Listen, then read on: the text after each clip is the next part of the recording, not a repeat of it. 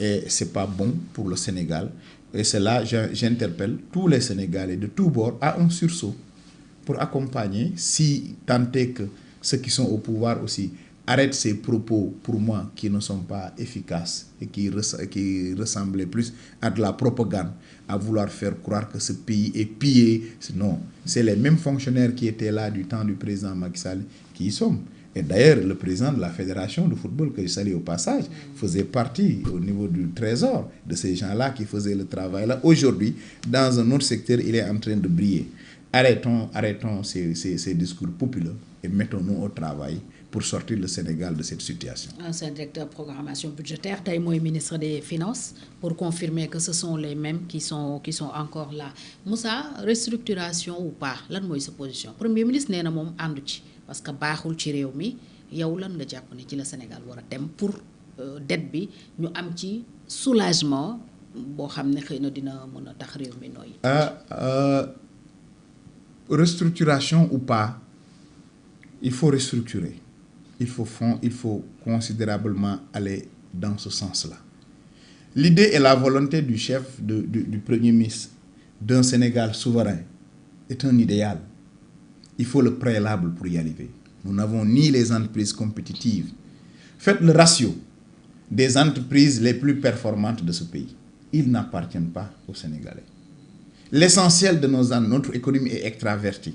Face à une telle situation, on ne peut pas décréter un développement ou un financement endogène qui réussit. D'ailleurs, où en sommes-nous avec les eurobonds? Les diaspora bonds plutôt. Ça peine à venir. Il faut d'abord restructurer, réussir à avoir une agriculture digne de ce nom, un artisanat à la dimension de nos enjeux, avoir des banques de chez nous.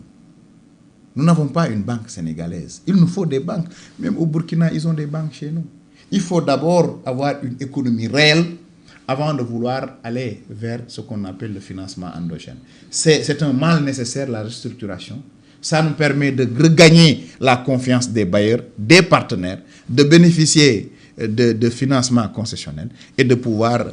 continuer à développer le Sénégal avec de grands chantiers. C'est ma position de profane peut-être. Peut-être lui, il a des éléments qui lui permettent de rester dans une position catégorique, mais souvent avec des pays en voie de développement, il faut savoir faire preuve de tact pour sortir de la situation zone dangereuse avant maintenant d'essayer de voler de ses propres ailes. su dul Moussa am na loo bëgg a wax lu ma la laajul yaakaar naa ne def nañu le tour de l'actualité. Je crois que tout a été dit sur l'actualité. waxtaane nañ ko xëy na peut-être appel bi ñu jógee rek ak kasu jat bi parce que ñun dëkku diine lañ dëkku islam confrérie lañ suñu amee bés yu moom suñu ne kasu jàpp xel yëpp day dem ci Sëñ Fàllu buñ ne appel laayeen xel yëpp day dem ci suñu mbokk laayeen yi ñoom nga xam ni pour man en terme d'exemplarité, en terme de dépassement, en terme de sociabilité kenn mënu la weesu laayeen yi ñëpp laay la c'est problème d'inégalité ñoom géré wuñu ko mbirum jàmm ji weex ji ñu ngi ci donc di ñaan rek xëy na peut-être ak appel bi yàlla def jàmm ci Sénégal gën a tàppe xol yi ñi jiite yàlla bàyyi leen ak seeni sago te ñu xam ni suba dinañ rendre compte te ñu xam ni ñoom rek moomuñu réew mi donte ci seeni loxo la tegu ñi wujjeeg ñoom itam nangul leen ndogalu yàlla gi nekk ci waajalaat seen bopp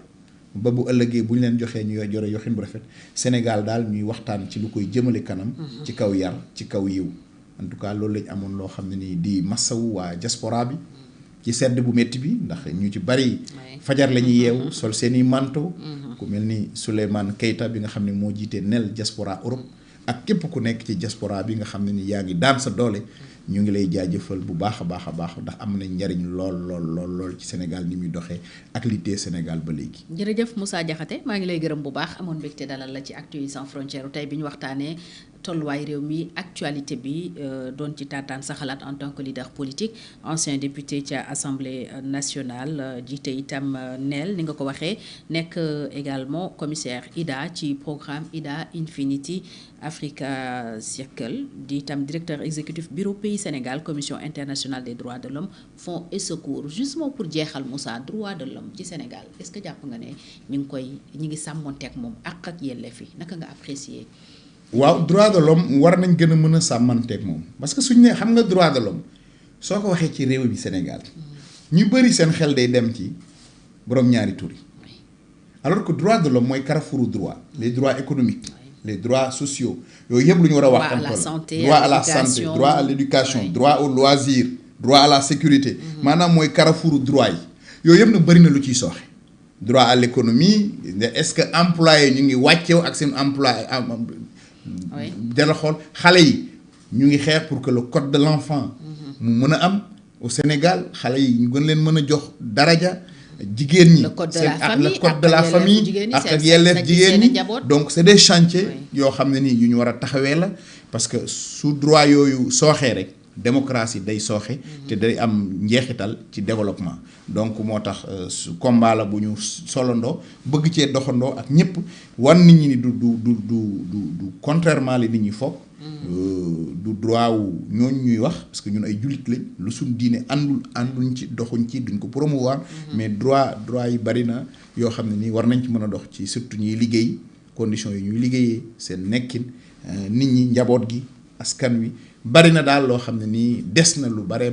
ci wàllu woowee mais nag am na ci ay mag ñoo xam ne ñu ngi ko xàlloon ñu topp ci seen i tànk ñun itam yokk suñu xam-xam parce que dina la permettre nga xam àddina nu muy doxee mais aussi nga am le relationnel à travers le monde comme da nga ñaan yàlla ëllëg jiite di nga mën a comprendre àddina bala yàlla di teg sa loxo bu dee dana am ëllëg amin yàlla na nekk nga jiite moo xam Sénégal moo xam leneen da la permettre nga waajal xam àddina nu muy tëddoo. di la féliciter ci ndomba tànk yi ndax ba nga ko amee léegi ñu ngi doog a gisee di la ñaanal yàlla defal la ci ndam liggéey biñ la ci dénk aussi yàlla def ci sutura te barkeel ko. amin di ñaan ngeen ñaanal ñu gunge ñu ci yow itam ñuy ñaan Sans Frontières TV bii mu dem ba wër àddina. ndax yow da nga ko mérité Sénégal yi war nañ xam ci loolu jàmbaar nga nit ku baax nga alal boolewul ak nit ku woyof nga ku yaatu nga. tey naam ku ma xam-xam ne am na ci leneen lu ma waroon nekk mais dama ko dagg ñëwal la ndax ñu mel ni yow dañ leen war a taxaw nit ku am valeur nga jigéen nga nekk jàmbaar yow Aïssatou Diop Fall Maïmouna Ndour Faye ci wàll bi pour citer que vous dañ leen war a dooleel état daf ci war a jàpp bailleur de fonds yi dimbale leen ndax ay nit yu baax ngeen ci réew mi ñu amal solo métier bi ngeen. jërëjëf Moussa Diakhaté maa ngi lay gërëm bu baax a baax yow itam vraiment li nga wax ci man yëpp mi ngi ci yow. xamal naa la lu bare bari ci lu baax. loo xam ne moo toogoon di ko lim jàpp naa ne fi la ñuy yendu xamante nañu aussi bu yàgg. macha allah boobu ba léegi dara ñaawul di la remercier ñëpp ñi nga xam ne aussi saa yu ma leen woowee ñu jóg ñu mel ni yow defaruma leen dara lu ko jar waaye seen mbaax rek moom moo tax. wax dëgg yàlla ngeen teg ma fi ngeen ma teg di gërëm ñëpp ñu ñuy seetaan ci réew mi ak ci bitim réew di leen dig daje ci beneen jotaay incha allah gërëm Khalil mi ne woon ci régie bi ak liggéey bu rafet bi yendu leen ak jàmm.